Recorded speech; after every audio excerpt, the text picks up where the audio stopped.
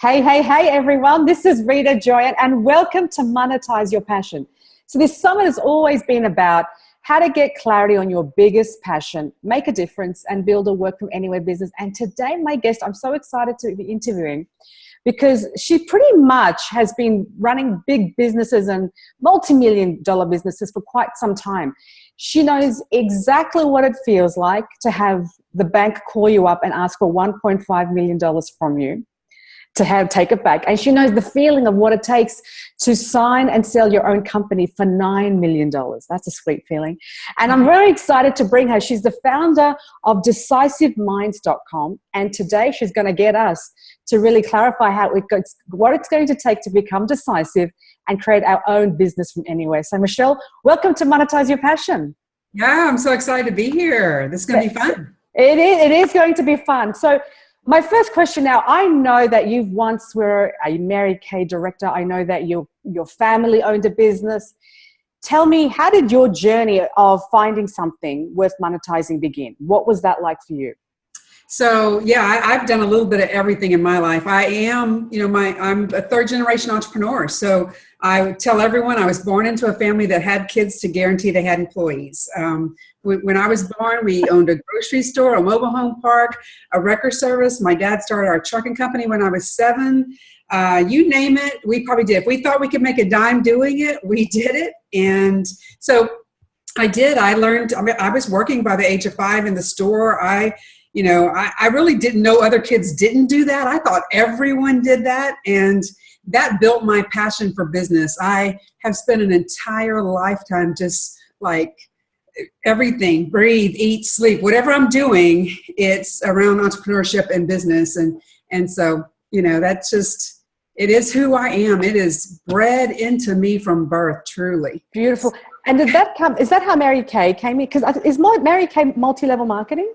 It is multi-level marketing. So yeah, I was running the trucking company. I had gone to college, got an accounting degree. I worked in the grocery store my entire life up through college. And after college, I came out and I started running our trucking company. And so it was me and like 100 guys. And one day I thought, I should really have some girlfriends. I really don't have. And one of them, I had met a woman who was a Mary Kay sales director, and I thought, oh, well, I'll do that because there'll be women in there, right? Wow. So it was kind of my side gig. And, you guys will get to know, I'm like the very driven, very decisive woman. And so I was a sales director within 4 months. I won my car the 5th month. I just went at it full force. And I was running the trucking company and building a Mary Kay business at the same time. It was fun, I'll tell you. So wow. So that's so interesting that you say that, Michele. How does that happen? Running a trucking company, becoming a director of a Mary Kay business, running your own business there, what is the mindset behind doing? Because that's a real, I'd like to dig into that. What's the mindset that gets you from being a director, then getting to those upper levels of the multi-level marketing? And still, where's your mindset? How are you looking at things? Where's your focus? Yeah, so for me, and I think that I was just really trained to be this way, and that is everything's compartmentalized, and I build what I call real businesses. So in the trucking business, we were doing $15 million a year. However, I didn't have to be there every day, all day long. I built a team. I had people in place that were doing the dispatch, driving the trucks, all the pieces, doing the billing, all of that was happening. I did show up every day to make sure that it was all working well, right? Mm-hmm. But I didn't have to be there all day, every day. And I think that's one of the big mistakes we make as entrepreneurs is that we build businesses that are dependent upon us delivering that service, that product, whatever that is. Yeah. And so when I built my Mary Kay business, I did the same thing. I hired an assistant immediately. And, I would do what I had to do, but I trained that assistant to do as much as I possibly could so that I didn't have to be the one in there always doing that as well. And so when we look at our businesses, we have to look at what are the pieces that really require us. In this interview, I'm required, right? Yeah, I could send my team members all know how I build business, but it's probably better that I'm here. But I don't have to send that email, or I don't have to, be the one who's actually posting my social media, or all those other pieces that are going on in the business. It's important for us to build out the team and build the structure, the infrastructure around our businesses, so that we can expand and do multiple things, and not be tied down to the. Yeah, I think that's so smart, Michele. That's so smart that you went out. The first thing you did was to go hire an assistant to upskill that person. And I find that you do, as business owners, we do that later on when our ducks, quote unquote, are lined up, but they're never lined up. They're never lined up. No. That's exactly right. They're never going to get, they're always going to be. Yeah, I did the same thing when I started this business. The first thing I did was go out and hire an assistant, and guys, the first assistant didn't work out, but guess what? It got me through to the second assistant. And in the meantime, my stuff was getting done. Yeah, right? I love that. All sitting on my desk waiting for me to do it. So. Yeah. So it just showcases the importance of delegation and just doing what you're good at. So, yeah. And you're having that faith that someone else can actually uphold that end of the work. That's right. That's exactly right. Do you, so now at the moment, Michele, what is your current business? Yeah, so, we went on to sell that trucking company in 2007. That's the company I sold for $9 million. And we sold our trucking company that year and our grocery store. My entire family retired. And so I really thought, I was in my early 40s. I thought that was pretty much it. I was done. I was just going to play the rest of my life. You just can't take an entrepreneur. Yeah. That's what I learned. The lesson was you don't take the entrepreneur out of the girl. Yeah. And so in 2010, I started Decisive Minds. And Decisive Minds is a business consulting business. And so what happened was in 2009, I heard about this business coaching world. I didn't even know it existed. All I knew was that I know a lot about business. And I was trying to figure out how I could use that to make some money. And I met someone who was a business coach, and he helped me to see how I could form this into a company. And we just kind of hit the ground running. In January, actually, in a little while, we'll be having our 7th anniversary. So we've been in business for 7 years. Congratulations. And, that first year, this business is a very interesting business compared to everything else I've done in my life. Very different. That first year was tough. It was really hard. I think I did right at $12,000 that first year. Wow. I remember I had just sold a company for $9 million, and I thought, what is wrong with this picture? So there were some things I had to adjust, and I did. And I hit 6 figures the second year. We were doing $500,000 by year 4. So, it is great. I love it. I love what I do. What do you think, Michele? Because that's an interesting comparison. You had a brick and mortar business, and now you've got one that it's a work from anywhere business. Yep. What is the difference between the two, and would you go back to a brick and mortar? So the first thing for me especially is that starting this business was really all about me and my knowledge. And prior to that, my businesses had not necessarily been about my knowledge. And so I always had a sales team, and I had a marketing team. I had all those things in place. When I started this business, I went, oh my God, I got to learn how to sell. Yeah. I got to learn how to market. I have to learn how to do those things as to an industry that's online. And the majority of the people I meet these days are meeting me through online. So that was very different. Would I go back to a brick and mortar business? Absolutely. I love business. And so, which is probably one of the reasons I love doing what I do so much, is because I get to play in so many different types of businesses with my clients. But yeah, in a heartbeat, I'd start any kind of business as long as I thought it was viable. And I have a test for viability. And if it passes the test, then yeah, I'll do it. So please tell us, what's the test of viability? Yeah, the test of viability is, number one, is the audience that, for whatever it is you want to do, is the audience easy to find? So can I get in front of that audience fairly easily? Do I have to have $1 million ad campaign, which is like way out of reach? Or can I find them on social media? Can I find them in a networking meeting? Can I find them with a local newspaper ad? Or are they easily accessible? So that's number one. Number two, do I have enough credibility already to be able to do what it is that I want to do? So when I chose to be a business coach, I knew enough about business, and enough people knew that to say, yes, this is viable. If I were going somewhere and doing something just like, if I decided tomorrow I want to be an auto mechanic, which I know absolutely nothing about, right? That's a much tougher, harder swing. Can I do it? Yes, but the viability is not immediate. It takes a little while for me to get there. And so when we can't answer yes to those two questions, then we have to look at, okay, so what do I have to do to get to the two yeses? And is it worth doing that to get there? So love it. So that's your litmus test. I love that. And so from moving on, so when you now work with clients to find out their viability, that's the two questions you ask them to see if there is a fit. That's exactly right. That's where we start. And then beyond that, it's really to look at, it's not to say that those other companies don't work. They do. It's just that it's more difficult. And so with so much out there that we can do that is easier and can get to the money quicker, why would we want to work so much harder? So, it's kind of my thing. Okay. No, and that makes perfect sense. It makes perfect sense. So it's interesting, Michele, that you came from a world that you sold a company for $9 million, and now you've come into this new industry where you have to yourself learn marketing and sales. And I know that that is a pretty much, unless you've been in business, if you've been an employee or you've had a big company and you've had others do it, it's a brand new world. Exactly. You're a newborn baby in that world. How did you overcome, what did you do to upskill yourself in sales and in marketing?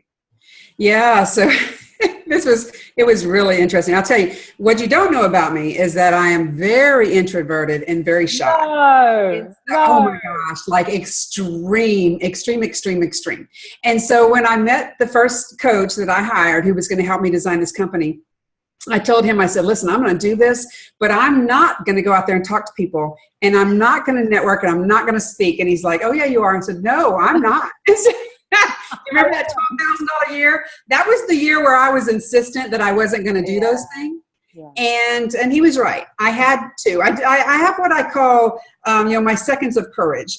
It takes me a little courage to get on the stage, or a little courage to get on this call. And once I'm here, I'm fine.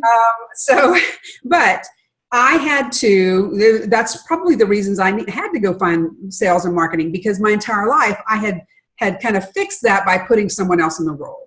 And so for me, what I did, I started taking classes. I started to actually have the conversations, because half of education is simply doing the process. And so I would have sales conversations. I would really botch them up.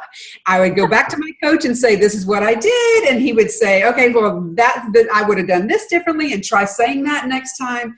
And I just really started to get an education. Did the same thing with marketing. I took a lot of marketing courses, some online stuff, and just really started to look at everything from a very strategic standpoint. It's not, I don't wing anything. Everything I do is very strategic. And so it's kind of more educational, I guess, for me. And that's brilliant, Michele, because you were humble to go and get the education. You weren't like, well, I sold a $9 million company. I mean, come on.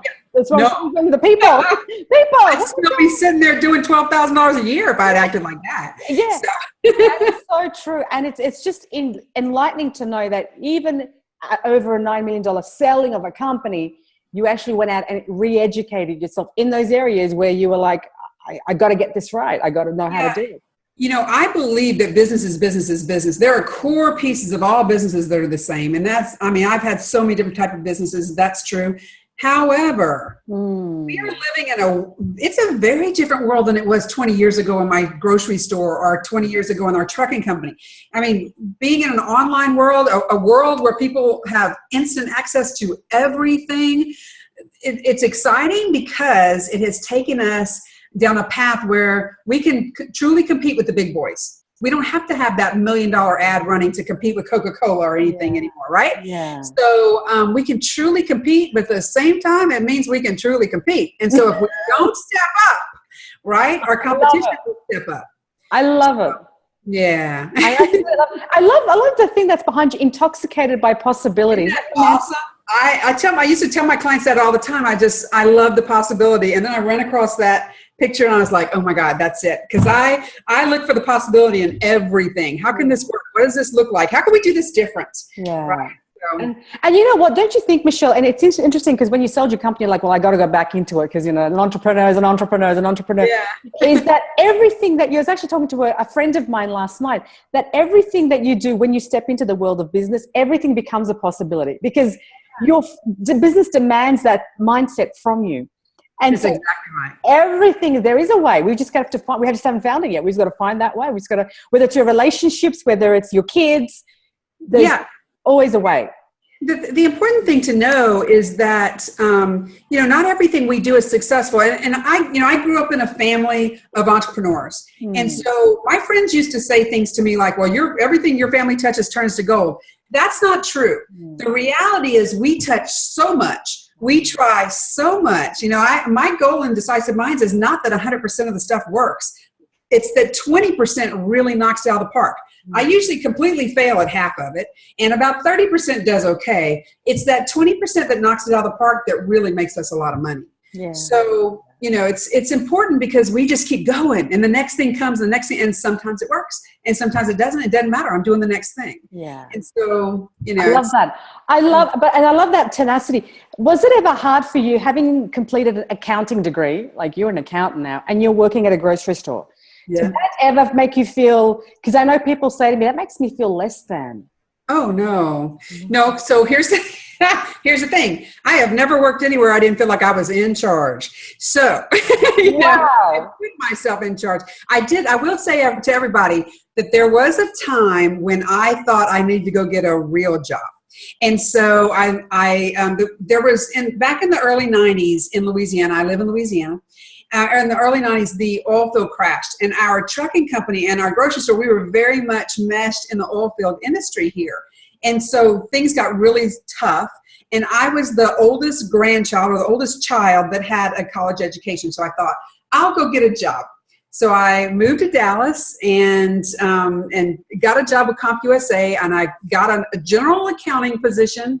Within a couple months, I was regional accounting manager. And I'll tell you, within 2 years, I was gone. I could not take it. They wouldn't make a decision. Yeah. Nobody took responsibility for it. I'm like, people, y'all would not survive in the real world. So that was the 2 years of my life that I spent in corporate America. So I do know how it feels to be there and not want to be there. I'll tell you that. Yeah. See, and then that's when you got the bug into yourself, and then you went and started. I went right back into the trucking company. There was a couple of years there where I was out of the trucking company. I went back into the trucking company in the early 90s, and we sold it in 2007. Yeah, so you skyrocket that. That's amazing. When you say, Michelle, because this is really interesting, when you say that there are business, but then there are elements where you need to upskill yourself. What would you say are the normal or the equalizers amongst all businesses that you've experienced? There, I mean, sales and marketing, you had to upskill. Or what are the things that kind of, you know, are the same? I think that, so the things that are the same is that when we look at, let's say, for example, marketing, okay? Marketing in business can be one of the easiest things we do. If we realize that our clientele, our ideal client, whoever it is that we want to work with, actually tells us exactly what they want all the time. They complain about their problems all the time.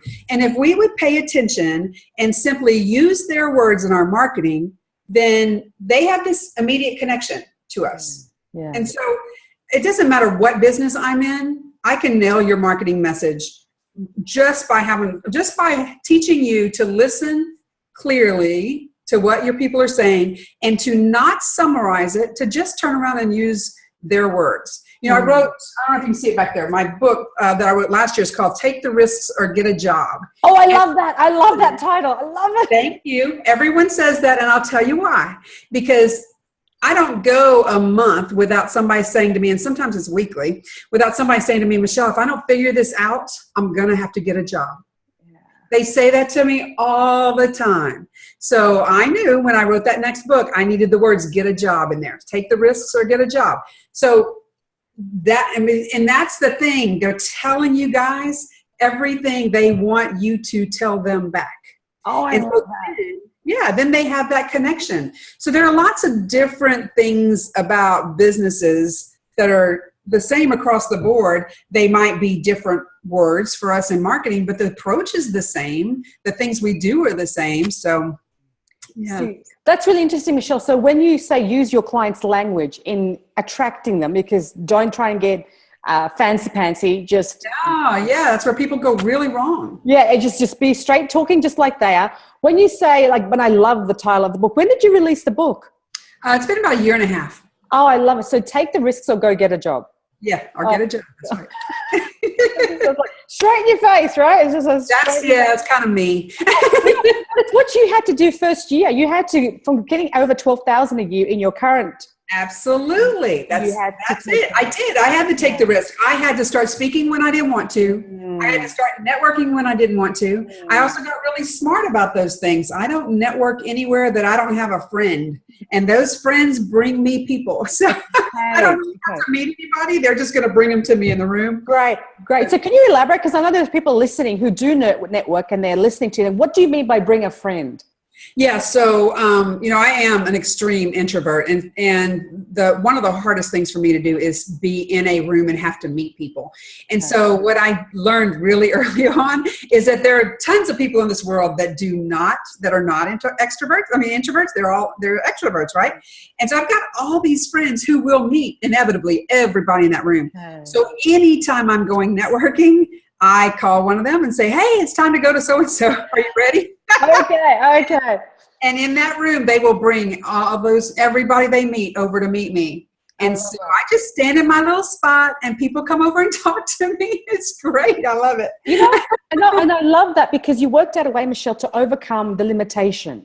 Correct. That's correct. That's entrepreneurial. That's building a business from anywhere. That's finding your passion and making a difference. Because when you can make a difference for yourself in that way, then it trickles on to other people that you impact.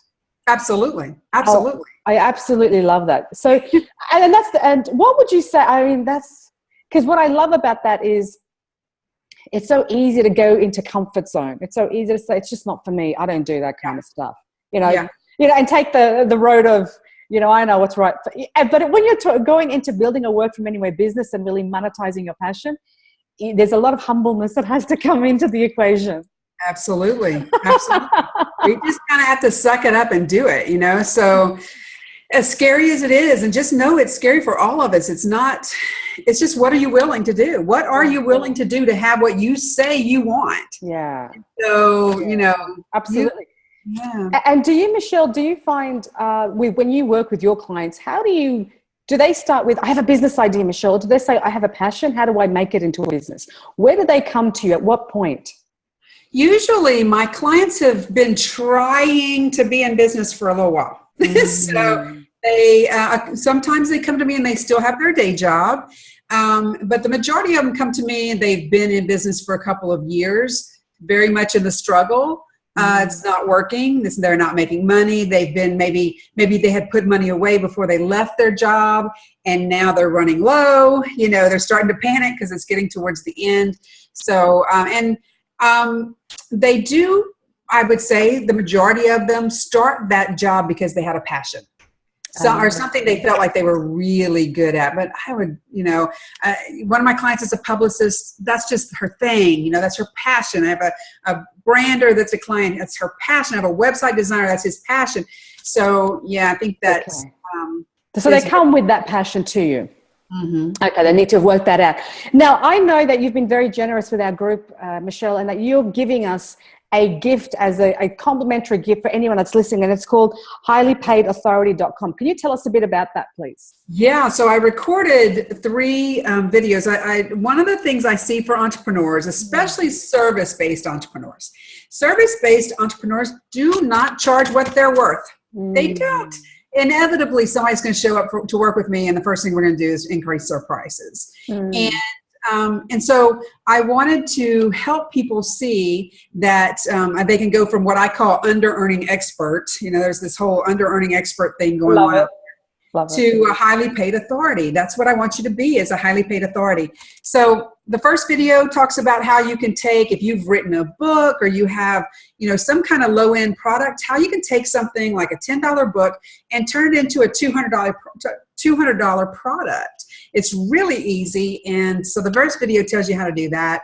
The second video is about sales conversion and how to improve your sales conversion, your conversations. And then the third is about how to do VIP days, how to make more money in bigger chunk, less time, more money kind of conversations. So beautiful. I love that. And guys, so if you're flirting with the idea of what kind of income I can make, even if business sounds like a big and scary, hairy word, right? Starting a business. But even if you were just to create an income on the side, to have the self-sufficiency of the luxury to say, maybe I don't like my job and I've got something else working. I mean, wouldn't that be a luxury? So I would really highly recommend you go and check out Michelle's videos on highly paid authority, because you're going to pretty much get an insight as to, even if you're not in business, but if you're wanting to start a side income, this is perfect. Yeah. Because you will get the ingredients that you need to take something really small and then how you can evolve that. And my experience has been that I've been an entrepreneur all my life, but I will tell you, none of my clients are that way. They all came out of having a job at some point. Yeah. And so, this is so doable, guys. If you truly want to start a business, build a business, or grow the one you already have, it's extremely doable if you're willing to do what it takes. Yes, 100%. And I would say that, Michelle, if you could leave with one really essential tip, like this is a non-negotiable, if you want to be able to build a side income or a business or work from anywhere business and find your passion, what would be the one tip that you would give? Yeah, so my thing is that we only have to focus on what's the next step. A lot of times entrepreneurs get locked into this, I got to see what I got to do for the next 4 years, and that's not it. What I'm worried about is what you're going to do next. Do you have to pick up the phone next? Do you need to go to a networking next? What do you do next? You do next, and then you do next, and then you do next, and before you know it, you've got this huge audience that's paying attention, and people are buying, and so that works. And you sell for $9 million. That's right. I think that's a beautiful story. And I want to thank you so much, Michelle, for joining us here on Monetize Your Passion, for giving us an insight into, your journey and how you've never stopped learning yourself. Even though you've hit the multiple millions in what you do, you still are constantly investing in yourself and looking as to how to upskill yourself, because that's where your growth is as well. Yeah, absolutely. I love it. Thank you so much for joining us, Michelle. I really enjoyed speaking with you. Guys, thank you very much for coming on to Monetize Your Passion. We're going to wrap it up for now, but remember to go to highlypaidauthority.com to grab that gift. I highly recommend that, to go and look at, if you've got something low end, how do I up level that? And then at that middle end, how do I sell it for the sales conversion video too? And then to get into those bigger packages, those what the VIP days are for, and that's what Michelle will be talking about in video 3. So thank you so much, guys, and I'll catch you real soon in our next interview on Monetize Your Passion. Talk soon.